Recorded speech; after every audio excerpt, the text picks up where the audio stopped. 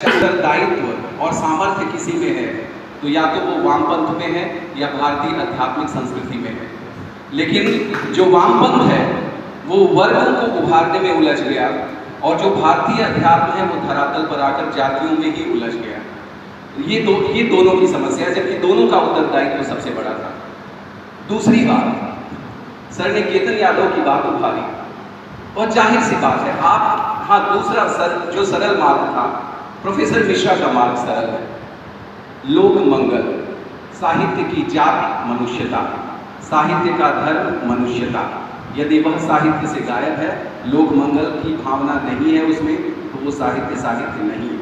और आज जिसको हम यथार्थ के नाम पर पढ़ रहे हैं, चाहे वो स्त्री विमर्श हो या जातीय विमर्श हो या कोई भी विमर्श हो, डॉक्टर पीएन सिंह इसमें लिखते हैं कि मैं डॉक्टर पीएन सिंह के लेख में आया है कि मैं देख रहा हूं कि आज जो स्त्री विमर्श के नाम पर लिखा जा रहा है उसमें हर पुरुष शिकारी है और हर महिला विक्टिम है।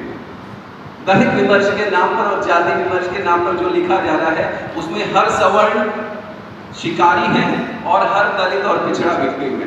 डॉक्टर पीएन सिंह कहते हैं कि जब मैं इसको उभारता हूं कहीं पर तो दिक्कत हो जाती है लोगों को। अभी गोरखपुर मुझे बुलाया गया था एक विमर्श में, और उस विमर्श में डॉक्टर प्रोफेसर अवधेश प्रधान जैसा व्यक्तित्व, उन्होंने ये कहा कि जब मैं अपने मार्क्सवादी खेमे में बैठकर बात करता हूं और मैं लोगों से तभी जबान में कहता हूं कि राहुल सांकृत्यायन इस देश से भारतीय आध्यात्मिक परंपरा की चिता पर इस देश का पुनर्निर्माण करना चाहते हैं, ये संभव कैसे है? हो ही नहीं सकता।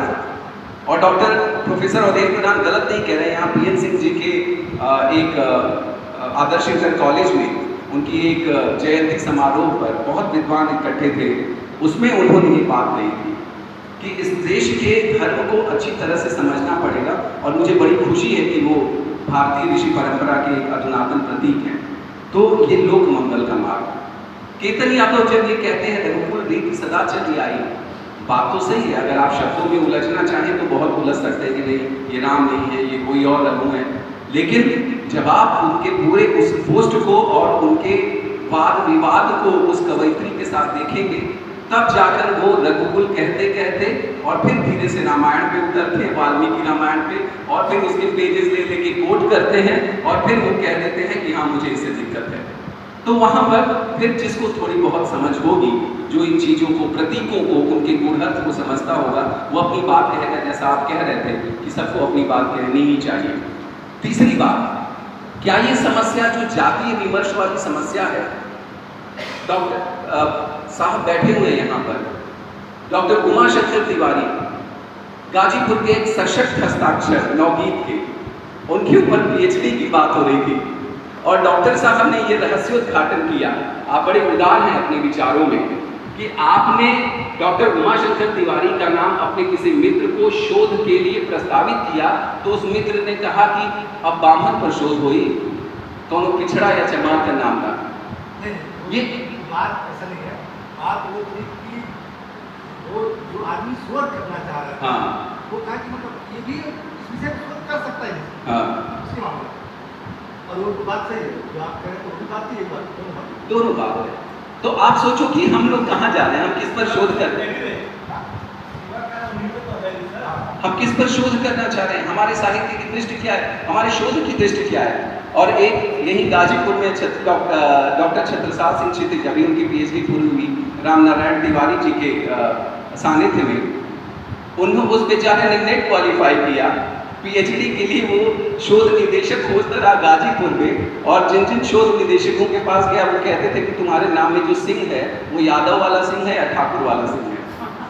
उसने कहा कि जी ये ठाकुर वाला सिंह है, तो उन्होंने कहा हमारे पास तुम्हारे जैसों के लिए जगह नहीं है। अंत में रामनारायण तिवारी जी ने उसका सादात में किसी शोध निदेशक के अंदर पीएचडी करवाया। तो हम लोग ये जो साहित्य की जाति और धर्म है, बड़े खुली आंखों से इसको देखने की जरूरत है और बड़े आदर्शवादी दृष्टि से इसको देखने की जरूरत है। हम लोग भोंडा, जिसको हम भोंडा यथार्थ कहते हैं ना, उस भोंडे यथार्थ को साहित्य नहीं कहा जा सकता। इस पर भी सोचने की आवश्यकता है। सर को बहुत धन्यवाद कि इन्होंने एक बड़ी बात रखी और बड़े तरीके से रखी। अब आप लोगों से अनुरोध है कि हमारे अध्यक्ष महोदय इस पूरे कार्यक्रम के, कामेश्वर द्विवेदी जी, जिनको हम लोग प्रेम से महाकवि भी कहते हैं, और जो हमारे साहित्य का छंद अनुशासन है उसको बचाए रखकर इन्होंने कविताएं रची हैं और जगह जगह जा रहे हैं, छंदों के महत्व पर विचार कर रहे हैं, बात कर रहे हैं। हम उनके अध्यक्षीय उद्बोधन के साथ उनकी कविता का रसास्वादन करेंगे और फिर इस कार्यक्रम को समापन की तरफ ले जाएंगे। आदरणीय कामेश्वर द्विवेदी जी, बहुत क्षमा चाहता हूँ, आपकी कमर में दर्द है मैं जानता हूँ।